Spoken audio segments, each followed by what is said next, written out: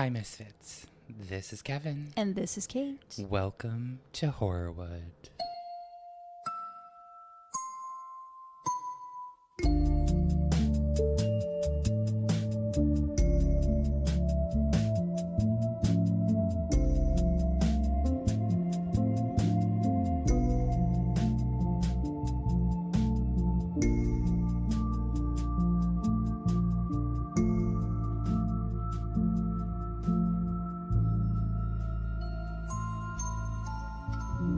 Kate. Hey. How's it going? I mean, we've been talking for like 30 minutes. We've literally been discussing how it's going all afternoon. Still going fine. As I mentioned, I went to the track. I ran / walked about 5 miles, a little more. And then my legs were done, and so was my body, and I fell asleep on the couch all afternoon. I love it. That sounds lovely. Amazing. Well, let's dive into a story. Oh, okay. I was going to ask about yourself. Oh, I'm good. It was nice. Like, work right now has sort of calmed down, and you and I got to do really fun stuff on Saturday, and then Sunday was just a movie day for me. So I'm having a good time. All right. I feel like we're not going to have a good time in this story, though. Oh, we are not going to have... I mean, it's fun to talk about until we get to the bad parts. Okay. And the bad parts are bad. Very tragic. Very tragic, very awful, but get ready to step into the colorful and chaotic world of the Hagenbeck-Wallace Circus. All right. One of the grandest traveling shows in America. I'm going to be diving deep into the circus's rise to fame, the fascinating people behind it, and the tragic train wreck of 1918 that shook the circus world to its core. Ooh, okay.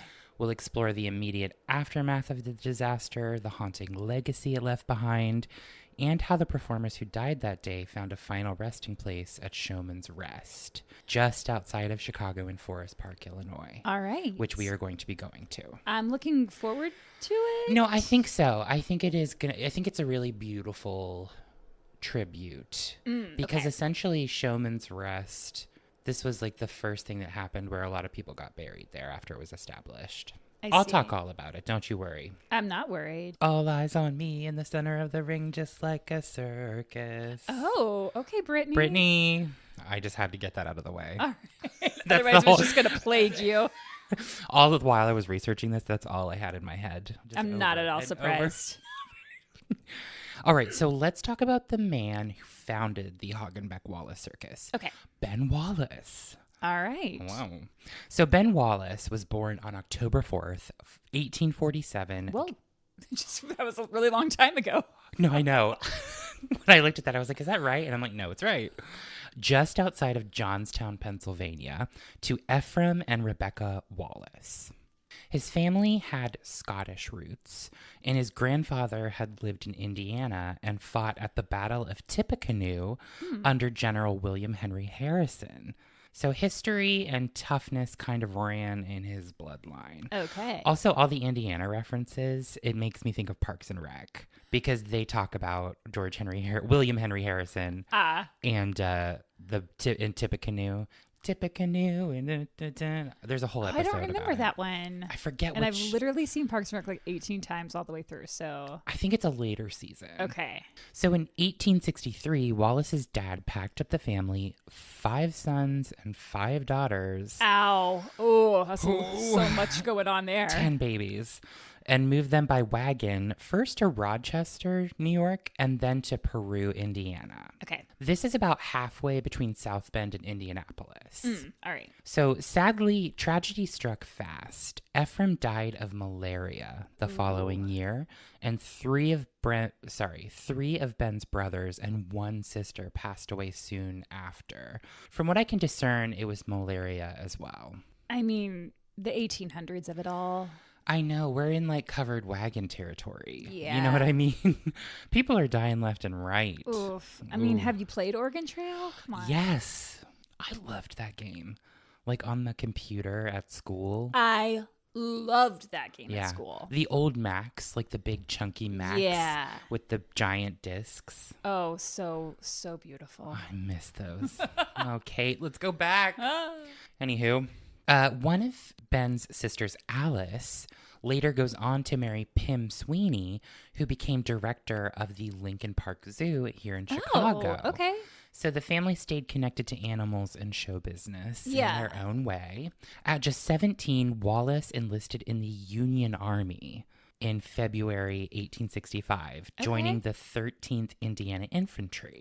He never saw battle. The Civil War ended before he could get to Virginia, but he made about $250 by trading with other soldiers before he was discharged. Not bad for a teenager in wartime, just trading all your army stuff for money. Yeah. And what would that equate to today? $250. Ooh, I don't know. Let's check.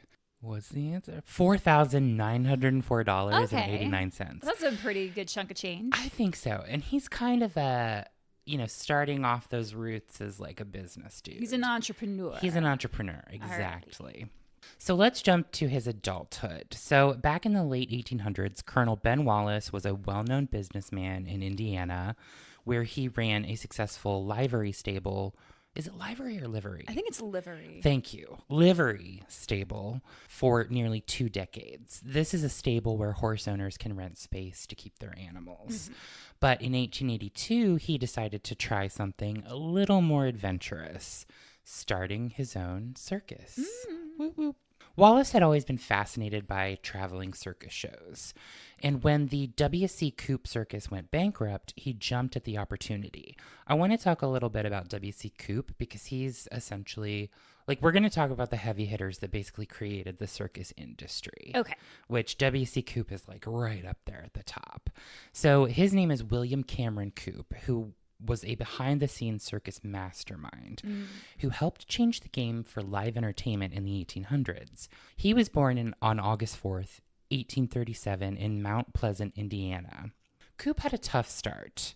His mother died when he was just a kid, and he moved around a lot. By his teens, he was working as a printer in Terre Haute. Oh, okay. Terre Haute, another Parks and mention. But they're just places in Indiana. I know they are, but they get mentioned on national television. But everything changed in 1853 when he joined Mabie's Grand Olympian Arena and U.S. Circus. That's the entire name. It's a hefty name. Yeah, as a sideshow manager. Okay. That's where his circus journey really begins. So by the mid-1860s, Coop was managing the Yankee Robinson Circus. And after a few years, he took a break and moved to a farm in Delavan, Wisconsin. But the circus bug never left Coop. Sure. He's like, I love it. You can take the man out of the circus, but you can't take the circus out of the man. That's exactly. I've always said that, Kate. Thank you. Every single day. You say it as soon as you wake I up. tell someone. So Coop's big break comes thanks to fellow showman Dan Costello, who introduces him to none other than P.T. Barnum. Okay. So at the time, Barnum was known for his dime museum in New York City, but Coop had a bigger idea. Why not take the show on the road? On April 10th, 1871, Coop, Barnum, and Costello teamed up to launch, here's another long-ass name. Okay. P.T. Barnum's Grand Traveling Museum, Menagerie, Circus, and Hippodrome. So how come P.T. got his name and the other guys didn't? I think because it was P.T.'s museum. Oh, okay. So all the stuff that would come from there, he had curated. I see. And so because it was now just going on the road, he got his name attached to the title. I see. Yeah. I just want to say quickly, as a kid, I thought the circus was the most amazing thing. Yeah. And it's oh, I got to get to the circus. But then when you become an adult and you realize oh, that's what's going on. Yeah. Then it's a whole different story. Yes. There's not so great things happening at the circus, which, we'll talk more about later. Of course. So, yes, they launched that traveling show, and P.T. Barnum also came up in my episode about the Keith Albee Theater in Huntington, West Virginia, because Benjamin Keith also ran in the same circles when he met Edward Albee and started that whole chain of thousands of theaters across the U.S. So they're all in New York. Okay. They're all getting entertainment up there. They're all producing business happen. business ideas, shows. laughter, Ha ha ha ha. tears, lions. Rawr. I don't know why I'm making sound effects over here. I love it, Kate. We need one of those machines where you can just press buttons. Where we can press the button. I love it. So, before 1872, American circuses were strictly one-ring affairs, one act at a time and a much smaller audience. Rings being the circular arenas where the shows took place. Okay. That all changed when Dan Costello, William Cameron Coupe, and P.T. Barnum teamed up to launch P.T. Barnum's Great Traveling Exposition and World's Fair. This ambitious show featured 6 massive tents covering 5 acres. Whoa. Complete with a museum, menagerie, and a hippodrome arena. More importantly, it introduced 3 groundbreaking innovations for the circus industry as a whole. A second ring for simultaneous acts, Okay. which doubled audience capacity. Railroad travel to bring the show to more towns across the country. And aggressive advertising to pull in crowds from miles away. Yeah, So, you got to be marketing that shit. I know, they're like, we're tripling this in size. We're putting everything on rail carts so we can go across the United States. Let's put out our flyers. And our flyers. Yes.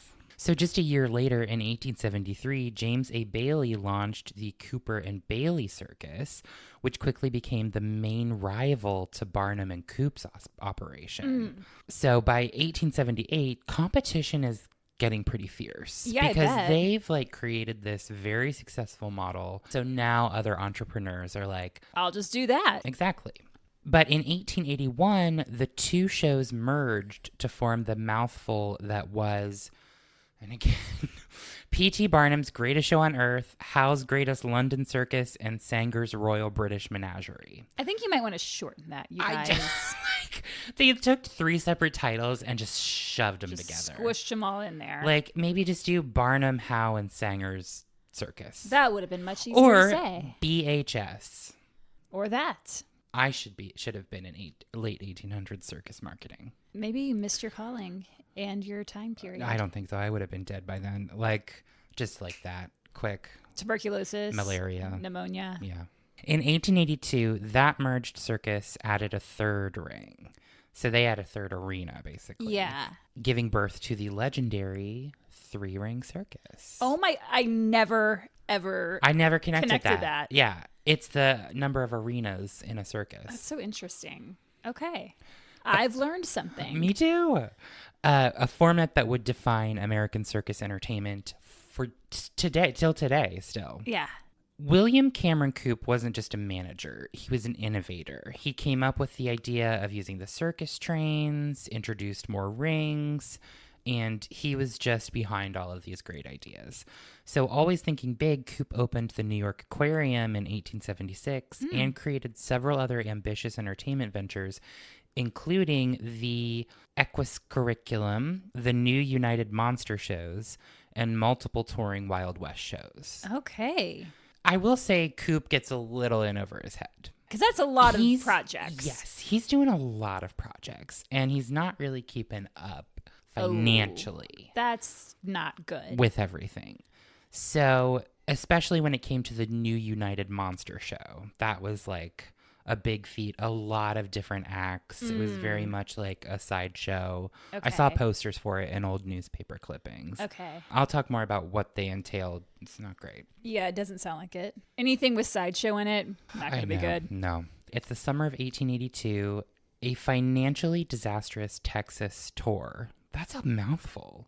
I said mouthful, and the universe was like, yeah, let me show you what a real one is. Because I know I'm cutting that out. I was drinking something and my latte went down the wrong pipe and I just had a choking attack. Are you okay? I'm fine. Okay. But Kevin did laugh at me. I'm sorry. While I was choking and tears just streaming down my face. But anyway, now we're back. I would have helped you if you were really choking. I'm trained in very basic, what's it called? Oh, God, he doesn't even know what it's called. CPR? First aid training. Okay. And I do know how to do the maneuvers to get something out of people. I have zero confidence in your skills. No, I promise it's there. Let's move on. So William Coop, not doing great. It's the summer of 1882. A financially disastrous Texas tour, which was the mouthful thing I said. Say that 10 times. Drained resources, and then disaster struck again on August 20th when 2 sections of the circus train he was using collided in Cairo, Illinois. Oh, God. 5 drivers were killed. Ooh. About 20 workers were injured, and the delay meant the show rolled into its next stops in Indiana and Detroit too late to do the usual parades to draw in crowds. Okay, so probably losing money. Losing money quickly. Even so, Coop kept his promise and performed 2 shows in Detroit on August 23rd, setting up in an open field in Corktown, future home of the Detroit Zoological Garden. Oh. But the circus was deep in debt. On the very first day, star equestrian Frank Melville filed a court claim for unpaid wages. I was waiting for this because I was like, if he's in debt, he's not paying the his workers. actors, yeah. Quickly followed by others like George Loyal, aka the Human Cannonball, and other performers. Coop also owed money to printers, lithographers, and just everybody involved. Of course, because it's your business venture. But rather than drag it out in court, Coop surrendered. The Wayne County Sheriff, Conrad Clippert, stepped in to take control of the circus, which was set to be auctioned off to pay the debts. Okay. In the meantime, the sheriff, Clippert, found himself caring for the show's animals and nearly 90 stranded workers. Where is he taking care of them? Just out there. Just They're like, in a field. Come hang out in my backyard? Yeah, basically. He bought them breakfast out of his own pocket. He started For charging... 90 workers? Yeah. He started charging admission to see the animals. Oh, my God. Using the proceeds to help support the out-of-work staff. Oh, jeez. So kudos to the sheriff. And making he's just sure... the sheriff of the town. Yeah. Oh, my God. But he was like, I can't just like abandon all these people. Well, and also like if they're, under his Purview, what's the care, district, like district or whatever. Like, I guess he'd have. I mean, there's a responsibility. But yeah, no, he jumps in and starts helping out. Wow. So feeding the animals was not a small task. According to reports, the hippo alone. Oh my God. ate half a ton of hay, Jeez. 5 or 6 bushels of oats, 75 pounds of meat, cabbages, turnips, and apples, which were chopped up into a sort of hash. And that was just breakfast. That was just for one hippo. Water and land rental fees were negotiated down, but the costs were still sky high. Despite rumors that Coop fled town, he actually traveled briefly to New York and came back, facing the situation head on. The Detroit Free Press even praised his manly, dignified handling of the whole ordeal. So he came back and faced it. At least he owned up. He owned up to it. That doesn't excuse all the poor behavior. Of course but not. He did fess up to it. So the auction moves forward. They're still going to auction off parts of the circus. Okay. The auction kicked off on September 16th, 1882, and drew in buyers from across the U.S., Canada, and even Mexico. The first item up, the hippopotamus. I was going to say the hippo, and I was going to be joking, but... No, which sold for $2,900 to William W. Cole, who was the founder of Cole Brothers Circus. Okay. So we got all these circus entrepreneurs who have put their own shit together. Yeah. And they want the pieces Okay. that made up Coop's venture. Because he was like the big guy, right? So I'm not going to read all of this, but I did write it all down in a list. But here's a snapshot of some of the things that were sold and sale prices. Okay. A wildebeest. Oh. For $625 to Cole. 3 hyenas and a yak. Okay. The hyenas went for $33. The yak went for $150. And then Frank Thompson of the Cincinnati Zoo was there. Mm-hmm. He buys 2 porcupines, 2 wolves, 6 monkeys, 2 sun bears, and a jaguar. Sun bears. I do like sun bears. Cute. Harry Piper of the Toronto Zoo buys a peccary, a capuchin monkey, Bengal tiger, kangaroo, emu, ibex, a sacred cow, also known as a Brahmin bull. And then William D. Hagar, who was a former employee of Coop's, buys a dog-faced monkey. What? I've never heard of that. 8 cockatoos, a black bear, and it's debated, but a couple lions and a leopard as well. Just a couple lions. I hope that these animals are well cared for, but I'm guessing they're probably not, because some zoos, circuses for sure, it's not going well for them. But Well, you're schlepping them just across Yeah. the country. That can't be fun for any animal. no, you're taking them. I mean, you've already taken them out of their natural habitat, Right. and now they're just kind of being toted around to be entertainment. Yeah. I don't think they're getting the love and care and nurture that they deserve. Ugh, that's Which does awful. suck. So on the third day, all remaining animals, 88 horses and 3 elephants, were sold as one mortgaged lot. George F. Case, who was a local livery dealer, won the bid at $18,652. He later sold 10 trained broncos, including the famous leaping horse Nettle, to Joseph Hartford, who planned to take them on an international tour. This is all to say that in the end, Coop lost his circus, Okay. but not his reputation. Locals admired the way he handled the mess. Many hoped to see him rise again.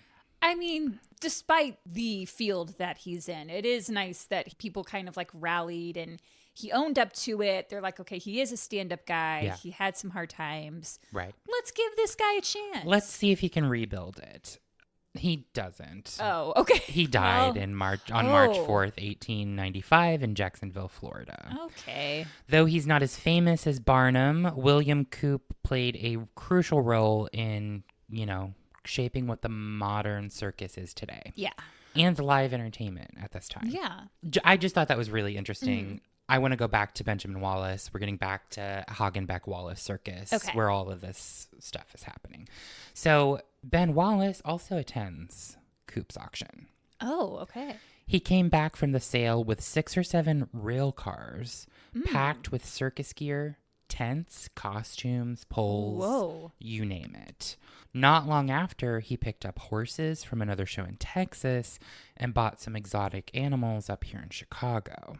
He even hired a local firm, Sullivan and Eagle, to build some beautifully ornate wagons. How of the time that you could just buy some exotic animals? Oh, yeah. You could just come up here and just be like, look at all these things. I'll take one of those and three of these. three. I'm trying to name an exotic animal and I can't Can't even actually think of it. All I can think of is like little lizards. That's not it. So at the time, circuses were often the biggest events to hit small towns. Sure. But Wallace wasn't interested in putting together just any old sideshow. He wanted something grand and unforgettable. So he carefully selected top-notch performers and promised them fair pay, good food, and a life of excitement. He gave his new show a mouthful of a name, of fucking course, like all these entertainment dudes do. Wallace & Co.'s Great World Menagerie, Grand International Mardi Gras, Highway Holiday Hidalgo, and Alliance of Novelties. Fuck, Ben, come on, buddy. We don't have the time. I don't have the time to be saying all of this Yeah. for this episode. My next paragraph is just a title. It's just that name. I'd have been back there, been like, come on, let's make it snappier. Sorry, that I know you choking choked. situation, like, it's got me all fucked up. Do you want to take a second? Yeah, That's I need fine. some more water. I don't want to like ruin your flow, but like I'm struggling. Take a beat. Okay, I think I'm coming around. All right. So Wallace has his show. He's getting it together. It's about to go out there. But then disaster strikes. Just months before opening, a fire broke out on January 25th, 1884, in the old chair factory on West 2nd Street, where the animals were being kept in temporary cages. Ugh. The fire was caused by an overheated stove. Oh my god. And it killed lions, tigers, Oh. kangaroos, and monkeys. That is horrible. Awful. Awful, awful, awful. Despite the animal tragedy, Wallace didn't let that stop him. He rebuilt and kept his promise to launch the show in Peru, Indiana, Yeah. on April 26th, 1884. The town went all out. There was a huge parade led by the local brass band that kicked off the day, and about 5,000 people turned out. Jeez. Both the matinee and the evening shows were packed. 300 folks had to be turned away at the door. I mean, I guess this was probably like the biggest thing that's come to their town in a while. Yeah, and he's building the circus in the town. Yeah. So I think everybody's sort of feeling part of it. Sure. And wanting to see it. That first season, the One Ring Show toured across southern Indiana, Ohio, Kentucky, and Virginia, places that had rarely seen anything like it. Wallace, knowing he was new to the circus business, brought in experienced partners Al Fields and James Anderson to help steer the ship. That was smart. And that worked. He brings in a couple people to help him navigate this.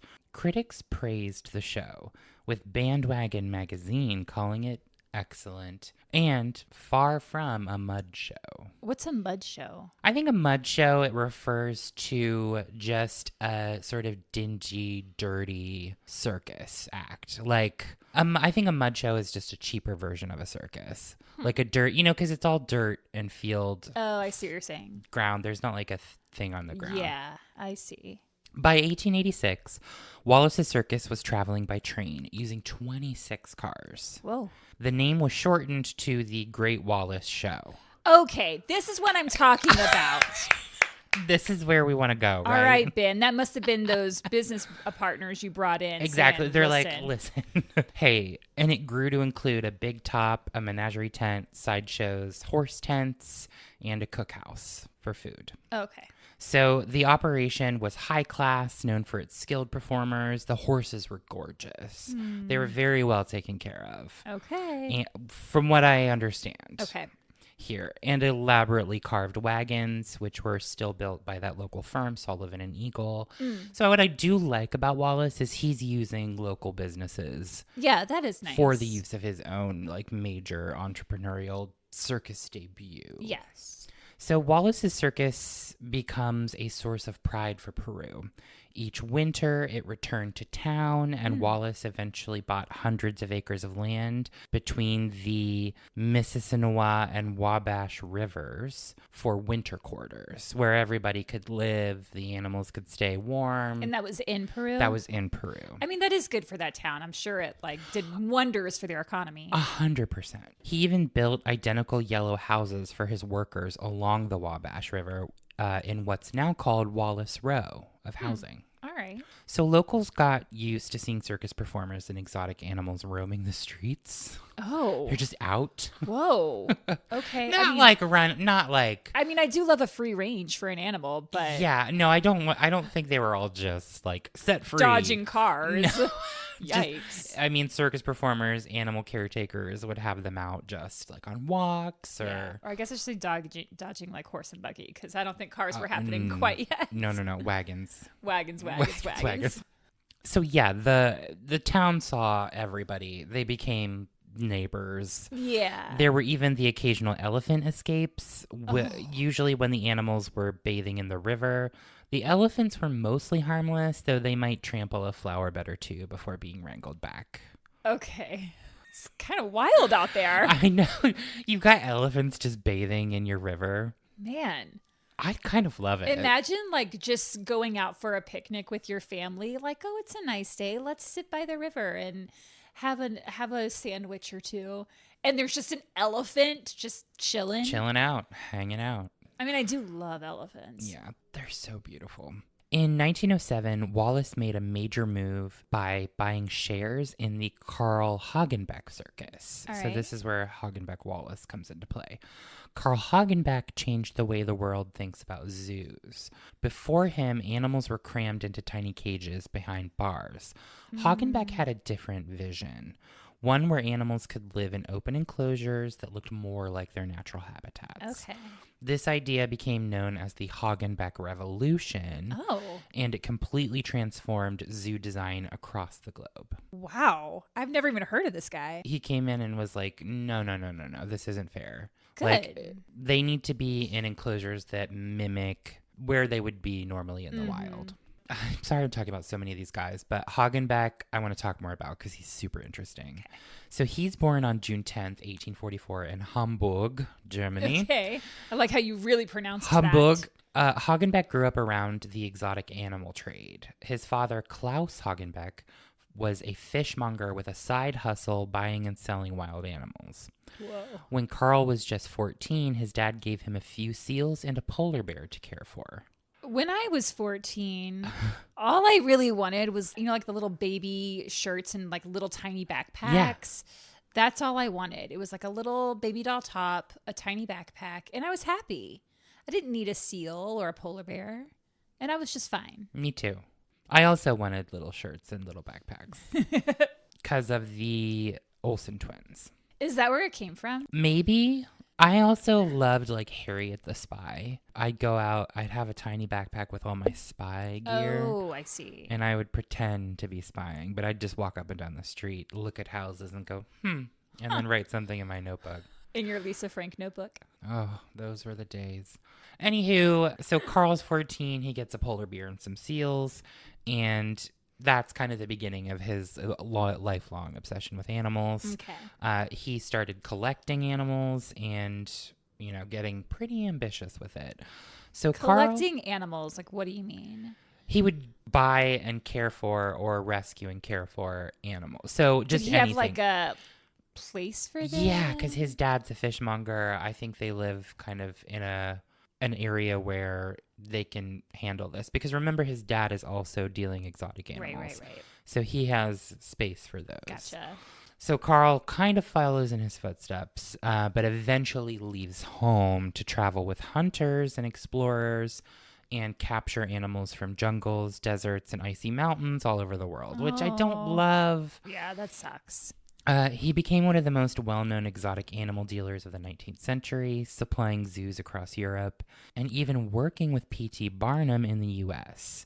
So, again, all these hotshot guys know each other and work together at some point. Okay. By 1875, his Annabelle? Annabelle? She's here.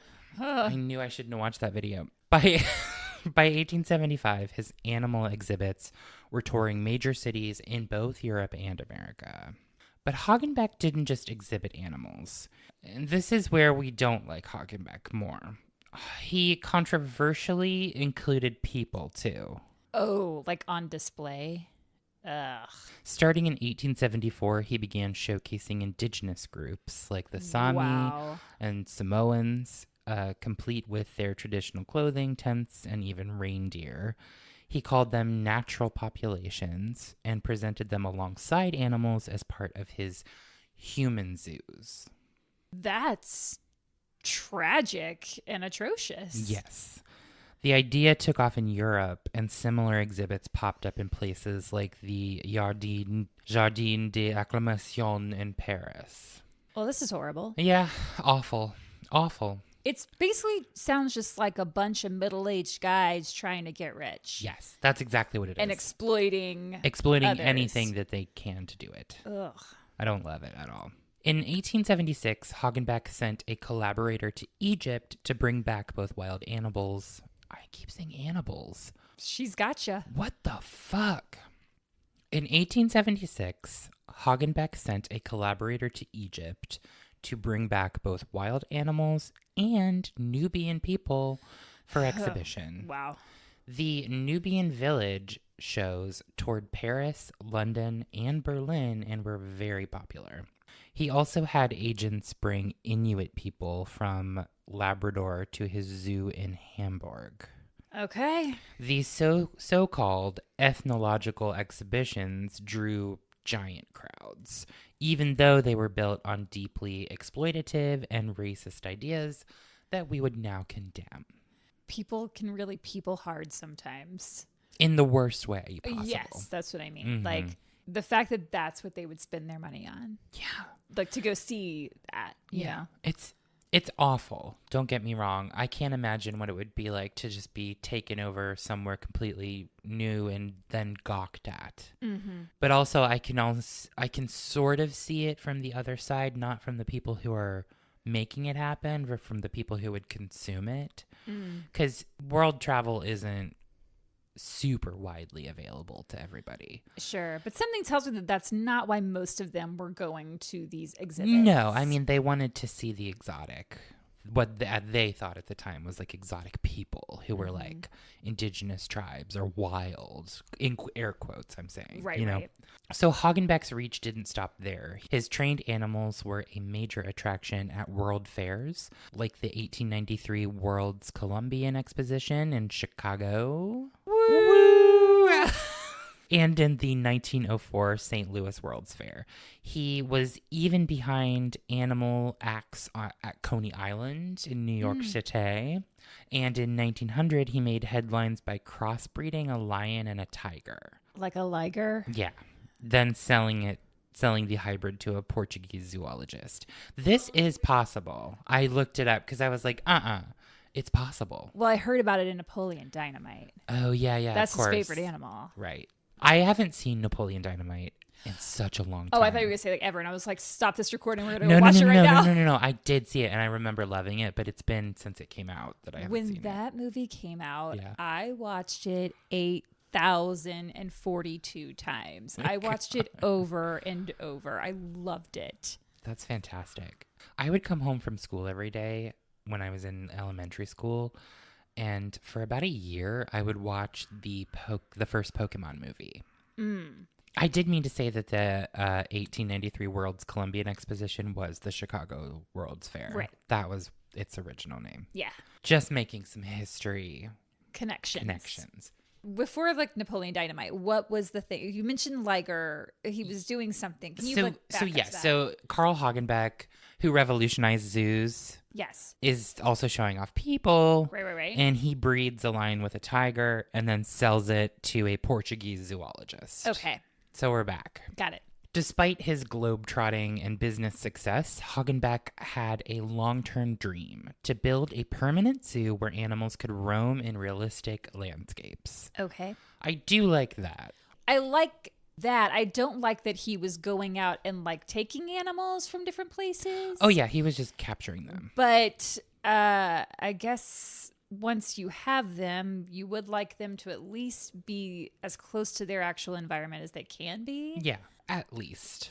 At the very least. At the very least. So in 1907, he made it happen with the opening of Tierpark Hagenbeck. Sorry, that's not it. Tierpark Hagenbeck. Okay. This isn't Dr. Seuss. What the fuck? In Hamburg's Stellingen neighborhood. The zoo was a hit, and its open concept design became the gold standard. He even helped design Rome's Giordano Zoologico in 1909 to 1910. Hagenbeck wasn't just about exhibits. He was also a key figure in military animal logistics. In 1905, he captured and delivered 1,000 camels to the German Empire for use in Africa. Don't love all the capturing. I know. That word is loaded. In 1908, he published a book called Beasts and Men, detailing his wild adventures and how he trained animals for performance and display. Carl Hagenbeck passed away on April 14th, 1913 in Hamburg. Today, his legacy lives on in the design of nearly every major zoo around the world, though his involvement in human exhibitions remains a controversial topic about him. Yeah. Okay, so that's Hagenbeck. Got it. That's our third big dude. Okay. Now we're back to Wallace. You ready, Kate? I'm ready. Back to the circus. So the newly combined Hagenbeck-Wallace Circus was billed as the world's highest class circus and became one of the biggest and best known shows of its time, rivaled only by the other giants Ringling Brothers and Barnum and Bailey. Okay. That winter, the grand return of the show to Peru was a spectacle. It arrived in two 28-car sections from Mexico. Whoa. Because of the cold weather, the animals had to be unloaded immediately. And the elephants and camels were even fed whiskey mixed with bran to keep them warm. Oh. I don't know that that's great either, giving alcohol to animals. Some of the elephants didn't want to cross the Mississippi River and made a run for it before being rounded back up. They're like, it's too cold. Oh, man, these poor animals. By the end of 1907, Wallace and his business partner John Talbot had bought out the remaining shares in the circus, making Wallace one of the most powerful circus owners in the world. So what I'm saying here is, like, as Carl Hagenbeck went on to do other things, his whole show business starts to get dismantled and sold off in pieces. Okay. Does that make sense? Yeah. And so Wallace starts buying kind of shares in this, in his circus and pieces of it. So Wallace and his business partner, John Talbot, finally just buy the rest of it out. Okay. Completely. Making Wallace basically the most powerful circus owner in the world, especially when it comes to having all those animals. Which is wild because I've heard of P.T. Barnum. I've heard of the Ringling Brothers, but I have never heard of this guy. Exactly. Yeah. He's a big guy. It's like the three, right? Like, it's so funny when we talk about this stuff because thinking back to when I talked about Ben, the playwright. Oh, the drama duel. Yeah, the drama duel one. Johnson. Ben Jonson. Yeah, thank you. You know, he was right up there with Shakespeare. Yeah. But who's heard of him? Not me until Not me. you told Until me we about talked him. about it. And now it's like, yeah, Ringling Brothers. Yeah, Barnum and Bailey. Mm-hmm. But Wallace is nowhere, you know? Interesting. I also wonder if it has to do with the locations that these circuses are hitting. Because the Wallace Circus, the Hagenbeck-Wallace Circus, seemed to really go anywhere it could. Okay. And that includes more small towns, more places you would not normally hear of, maybe with lesser of a population than larger cities. Maybe that has to do with it. I'm just stipulating. Oh. Not stipulating. Speculating. Speculating. Thank you. So Hagenbeck and Wallace merge. Carl hated that. He hated that Ben kept the name Hagenbeck in the name of the circus. Really? Didn't like it. Took him to court over it. Oh, wow. But I would think I get it if he like is trying to move on, but if it was something where like he did want his legacy in the circus business, I'd be like, sure, keep my name and I don't have to do any of the work. Right, exactly. I wonder if it's also about Hagenbeck was more zoos than circuses. Okay. Like he, So of maybe course, he didn't want the association. I think he maybe didn't want like the full circus association with his name. Got it. So he's like, nah, take my name out of it. And Ben is like, no, I'm not going to. Wow. And Carl loses in court. So he gets to Really? keep the name. Yeah. That's wild. I that know. You don't even, like, it's your name. Right. And you don't get to keep that in the way that you want to. No. They were like, fuck it. Whoa. It's insane. I wonder if it also had something to do with Hagenbeck, being in Europe and being based in Germany. I'm not sure. But in 1913, tragedy strikes. The Great Flood devastated Peru and caused enormous losses to Wallace's circus. Wow. That July, he sold the operation to a group of investors, though he remained involved in other ventures. He was president of the Wabash Valley Trust Company, owned nearly 2,700 acres of land, and was one of the largest farmers and stockmen in northern Indiana. So in 1913, he takes a hit and he's like, listen, I think I'm moving out to other ventures. Okay. So he essentially gives it to his investors Yeah. and his team to be like, you guys operate it, go for it. I'm going to go do other stuff. Sure. So Wallace actually ends up dying unexpectedly Oh. on April 7th, 1921, following routine hernia surgery Ooh. at the Mayo Clinic in Minnesota. Damn. But I'm also now understanding why I haven't heard of him. He dies. He wasn't even like part of that. Yeah, as a business venture, he does great and like puts this show together, but then he steps away from it. He separates himself from it. He's like, I did this and now I'm over it. Yeah. No, that makes sense. I get it. So when Hagenbeck-Wallace left Peru for its 1914 season, it didn't return for a decade, but the winter quarters stayed busy. Various shows used the space, including Howe's Great London shows, Stills Floto, and John Robinson famous shows. In 1919, Mugovan Bowers and Edward Ballard formed the American Circus Corporation, which was eventually bought out by Ringling Brothers. Oh, okay. So that's probably why we know the name. In 1929, at one point, 5 circuses under the corporation were touring simultaneously. Okay.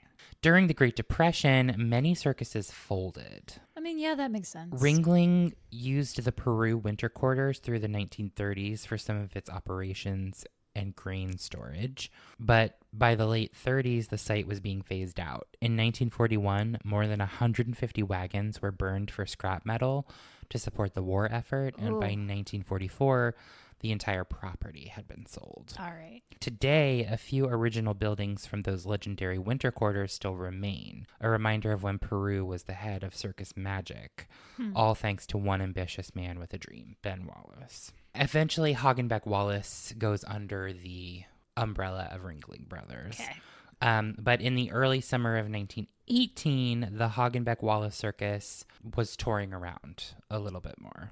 Okay. The Hagenbeck-Wallace leaves Peru in 1914. When I say leaves Peru, it goes out on tour. Okay, but it's still like based it's still there. based there, but they don't return for a decade. Basically. Like they go out on tour and they don't come back. Oh wow. Which is why all those winter quarters were like sort of used and rented out, but then fell apart because there's no one consistently using them. Does that make sense? Mm-hmm. So in the early summer of 1918, Hagenbeck-Wallace is still touring. It's still big. The company is one of the biggest on the road, second only to Barnum and Bailey and Ringling Brothers. Okay. By that point, the circus had grown into $1 million enterprise. Whoa. In the late 1800s. I was going to say $1 million early back 1900s. Then. Yeah. Wow. With hundreds of performers, acrobats, clowns, animal trainers, roustabouts, and its own and its own specially outfitted trains to haul the whole operation across the country. Wow. That June, the troupe had just wrapped up 2 successful shows in Michigan City, Indiana. Spirits were high, the acts had gone off smoothly, and the crowds had been big. Just what a circus hopes for any town they go to. Next stop, Hammond. Just 45 miles away, where they'd set up shop, do it all again. Yeah. Like most major circuses of the time, Hagenbeck-Wallace traveled in 2 separate trains. And didn't you say that they were 28 cars each? 26. 26 cars. That's a lot. That's a lot. The first train carried the animals, equipments, tents, and a large portion of the crew. The second train was for the performers and remaining staff. Okay. This arrangement was pretty standard. Okay. Send the animals ahead so they could be unloaded, fed, and settled before showtime. Sure. It was all part of the tightly scheduled, well-oiled routine of circus life on the railroad. The first train made it to Hammond without any problems. Okay. The animals were fine, the grounds were ready, everything is on track. But the second train, the one carrying all the sleeping performers and roustabouts, I like that word, ran into an issue a little way down the line. Somewhere near Ivanhoe, a neighborhood just east of the Gary, Indiana city limits, the train crew noticed a problem. A hot box. That's not smoking weed in a car with the windows up. What is it? For anyone not fluent in railroad lingo, I wrote in my notes, a hot box, like I am a railroad expert. Well, let me tell you. Let me tell you about hotbox. Hotboxing. I can only tell you about the other one. No, a hotbox is an overheated axle bearing. It's the kind of mechanical issue you can't ignore if left unattended. It could overheat and lead to a derailment. Ah, okay. So it's a hot axle wheel Got it. thing. Hot axle wheel thing. See? Got it. Hot Wheels. Yes. So they did the right thing. They stopped. Okay. They stopped the train to make repairs. They managed to pull part of the train off onto a track siding, getting as much as they could off of the main track. But the last 5 cars, including 4 wooden sleeper cars filled with circus performers fast asleep, were still sitting on the Michigan Central main line. Okay. Not ideal, but it wasn't supposed to be dangerous either. Okay. The railroad had protocols in place for situations like this. I see. The crew set up red stop signals to alert any approaching trains.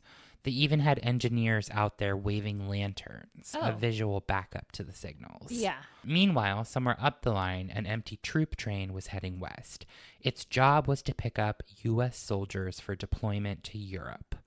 World War I was still raging overseas. Right. The train was being operated by Alonzo Sargent, a seasoned engineer who'd been working nonstop for over 24 hours. Oh, that's not going to end well. And while the performers on the circus train were still sound asleep, tired from the show, preparing for another day under the big top, Sargent's train was quickly closing in behind them. Oof. Everything up to that point seemed like routine travel on a warm summer night.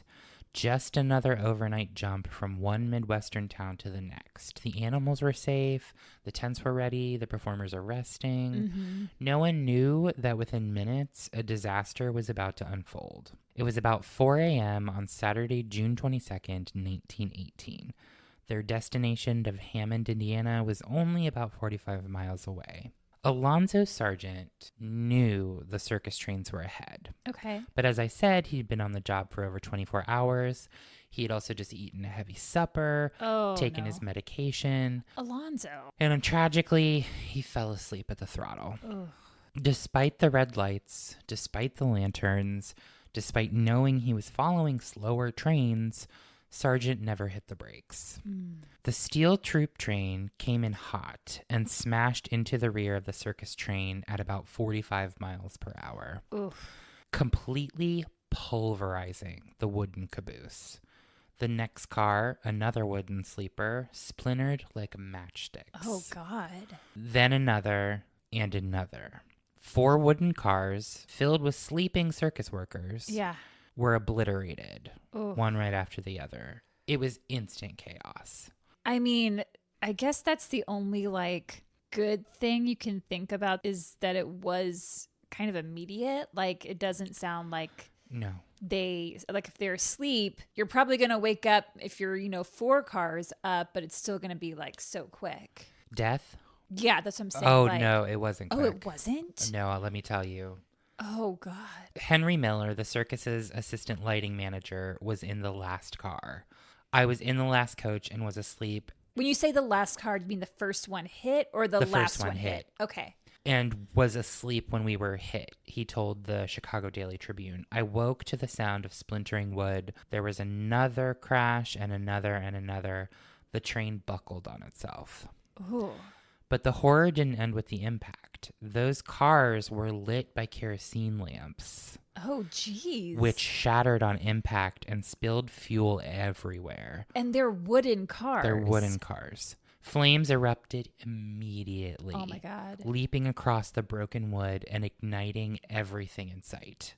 In minutes, all 4 sleeper cars were engulfed in a raging inferno. Oh, my goodness. So the people that were in there, yes, they're tussled. Some people were thrown out of the train, on impact. Mm-hmm. And some people that were thrown survived. But the rest of them were burned to death. Oh, wow. So that's why I say it wasn't a slow thing. Yeah. Survivors, those lucky enough to be thrown clear or wake up fast enough, tried to help. People clawed their way out of the wreckage, badly injured and covered in soot and blood. Others screamed for help, trapped in the debris as fire spread. Some begged to be shot rather than burned alive. Wow. Rumors of mercy killing spread, but witnesses and historians later confirmed there were no actual reports of anyone being put out of their misery. That was a rumor that came out in stories after this, but nowadays people are like, no, that didn't happen. Oh my God, I can't even imagine being woken up from a sleep and you wake up to that. To that. Fire, crash, wood splintering, flying everywhere. Yeah. Darkness, people screaming. I think you'd wake up so disoriented. 100%. And then also you're struggling to breathe and fighting for your life. Yeah. Just immediately as you wake up. I will say a clown saved an acrobat by dragging him out from under the wreckage just as the flames were licking at his legs, but many others weren't so fortunate. Fire crews from both Hammond and Gary rushed to the scene, but they were hamstrung from the start. The only nearby water source was a shallow marsh. Ugh. Hammond sent a wrecking crane, but it was useless at first because the fire was too intense to even get close. All the rescuers could do was watch and listen as the fire consumed the trains. My God. Yeah. By sunrise, the sleeping cars had burned down to blackened axles and heaps of twisted metal. Everything was gone. Not the whole train, just those cars that got hit at the back. Yeah. The smell of smoke and scorched wood hung heavy in the summer air. Sargent and his fireman, Gustav Klaus, somehow made it out uninjured. So the guy that fell asleep at the throttle made it out okay? Mm-hmm. Well, he was in a steel car. Right. So maybe that's part of it. Probably. They were immediately arrested by local police. Oh, wow. Of the roughly 400 people aboard the train, 89 were killed. Jeez. Many burned beyond recognition. And over 150 were injured. Oh. The final death toll likely would have been even higher if not for the fact that the circus's first train carrying all the animals had gone ahead earlier and been safe. Yeah. The wreck left behind unspeakable images. As one reporter from the Indianapolis Star wrote, quote, "It was impossible to say that the things taken from the burning wreckage were human beings." Oh. And just like that, in the space of a few minutes, a night of rest became a nightmare that would haunt the circus world forever. The quiet Midwest night had been shattered, flames lit the sky, wreckage smoldered for hours, and survivors just wandered in a daze among the debris. So why weren't they able to get the whole train off to the sidetrack? There wasn't enough room on the sidetrack. Okay. Because it is such a long train, it's like 26 cars, it could only fit I see. so many before it sort of goes back on. Yeah. But okay. the thing is, like, those 4 cars were out there. They made they were trying to wave other, tell other people. They had Yeah. protocols in place for that. There were stops put up, Wow. and he was asleep. He just went right through everything. The country was stunned. Circus life was full of risks, but nothing like this. Headlines across the U.S. retold the horror, spotlighting familiar performers who had died and painting grim scenes of survivors trying to rescue loved ones through smoke and flames. Oh, jeez. As the ashes cooled, people wanted answers. Who was responsible for this? Sargent and Klaus were both charged with manslaughter. The case was a big deal. It raised serious questions, not only about the individuals involved, but about the railroad industry itself. There was no formal oversight for how long trained engineers could be kept on duty, and no federal law to limit fatigue on the job. Wow. I'm sure that changed. The Interstate Commerce Commission launched an investigation and quickly zeroed in on one major issue beyond the human error: the wooden train cars. Yeah. These old-style cars were light, flammable, and completely unable to withstand the kind of force a steel locomotive could deliver. The ICC released a statement that said bluntly, quote, "We discourage the use of wooden cars on passenger trains and urge the substitution of steel ones. That is all we can do." That all we can do part hit hard. There was no real mandate. No law really changed from this, Kate. Really? No, not at this time. Just a recommendation. That's crazy to me. When Sargent's case went to trial, it didn't go the way some people expected. The jury was deadlocked. No unanimous verdict. A mistrial was declared. That actually doesn't surprise me. Because I could see some people being like wanting someone to blame. So like, okay, let's blame this guy who actually was operating that train that hit. But at the same time, like, he's overworked, he's just doing his job, and humans need sleep. So sometimes you fall asleep. I mean, these accidents, they happen all the time. They still happen today. Of course, they still happen. That's what I was thinking when I was writing this and researching it. I was like, it sucks. It's fucking awful. Yeah. I understand, though. You know what I mean? I see how all of that would lead to him falling asleep. Right. So I can see a jury being like kind of siding with him. Also, he's going to be living with that for the rest of his life. Yeah. The local Indiana prosecutor, for reasons never made entirely clear, decided not to retry the case. The charges were dropped and Sargent walked free. He never served a day in prison. Okay. It was a frustrating outcome for many people, Sure, especially the families and circus members who had lost so much. But back in 1918, railroad companies had serious pull, and the systems for accountability just weren't there. Oh, wow. So while survivors tried to heal and families struggled to even identify their loved ones, the official response to one of the worst train accidents in American history amounted to not much. No punishment, no major reform, no one took full responsibility. Who was Klaus? Was he Sargent's boss? No, he was his fireman. So just his basically associate conductor who wouldn't have been with him. Like, it was his colleague, basically. But he wasn't on the train. He was on the train, but he wasn't with him when he fell asleep. I see. Okay. I feel like the person that should, or company or whatever that should serve time is going to be the train operators who are overworking their employees. Right. Because he was a fireman. So the fireman on the train is the one who's like scooping coal and making this, because it's a locomotive, right? So it's like just making the train go. He's not with I see. sergeant in the, what's that front part of the train called? Like the conductor. The conductor car. I know what you're saying. Yeah. The only certainty was this. The circus community had been gutted, and it would never forget what happened that morning just outside of Gary. The hardest part in the days that followed wasn't just recovering from the physical wreckage. It was trying to figure out who everyone was that died and burying them. Most of those who died in the crash were roustabouts, the behind-the-scenes workers who put up tents, wrangled animals, and did the heavy lifting of circus life. Many of them were immigrants or folks who just recently joined the show, and the circus kept very little paperwork on them. Ugh. There were no social security numbers, no ID tags, and certainly no DNA testing back then. Right. It made identifying the dead nearly impossible. But there were a few people who passed that we do know who they are. Okay. Some more well-known names among the dead included Jenny Ward Todd, a talented aerialist with the Flying Wards, Arthur Dierks and Max Nietzborn, part of the Strongman Act, the Great Dierks brothers. Okay. Stella Coyle and her young sons, who were the wife and children of clown Joe Coyle, who survived and tried in vain to save them. Oh. But for many others, all that could be said was that they were part of the show. Their headstones would eventually read things like unidentified male, Smiley, That's so sad. Baldy, or even four-horse driver.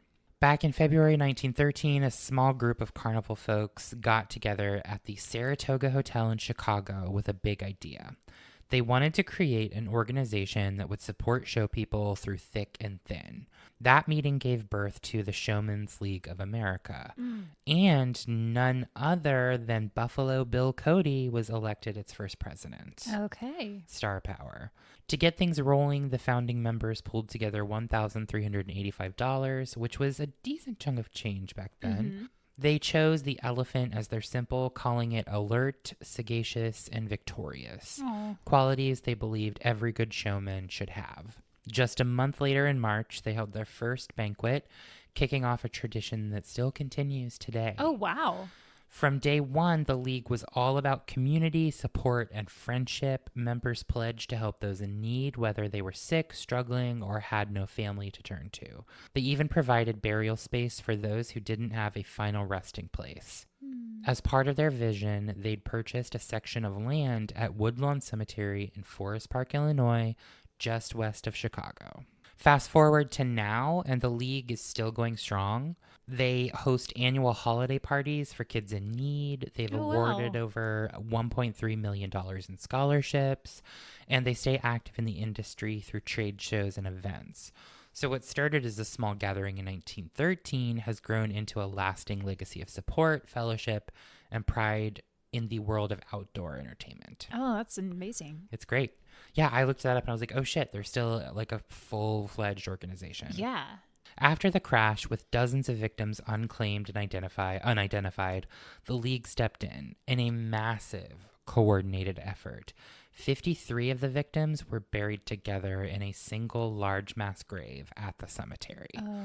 It was a somber affair, held just 5 days after the wreck and attended by over 1,500 mourners. Wow. Fellow performers, family, friends, local supporters. The plot of land would come to be known as Showman's Rest, a name that's both fitting and deeply touching. What makes Showman's Rest truly unique isn't just the scale of the burial or the tragedy behind it, it's the atmosphere and the symbolism that surrounds it. 5 massive stone elephants stand at the edges of the plot, each carved with its trunk lowered in mourning. Oh, I don't know why that just like hit I know, me. it's so sad. That detail isn't random. A raised trunk typically symbolizes happiness and celebration, but a lowered trunk represents grief, loss, and respect. Oh, I didn't know that. These elephants aren't just circus icons, they're silent sentinels watching over the dead, each with a foot resting gently on a ball as if still performing even in grief. Each of the 56 graves at the site is marked individually, even though they share one massive burial space measuring 35 feet by 24 feet and about 5 feet deep. Only a few victims, the ones I mentioned previously, were ever formally identified. The rest are remembered by their nickname or a description. It's quiet there now, peaceful, but some say it's not always still. Tell me more. Locals talk about the sounds of elephants trumpeting at night, even though no animals are buried there. Wild. Okay. Of course, it's just a legend, but when you're standing beneath the gaze of mourning stone elephants, surrounded by headstones that read unidentified clown or baldy, it's hard not to believe the spirits of the circus might still be lingering. Every year on Memorial Day, circus lovers and former performers gather at Showmen's Rest to remember those who died in 1918. Oh, wow. We just missed it. Yeah.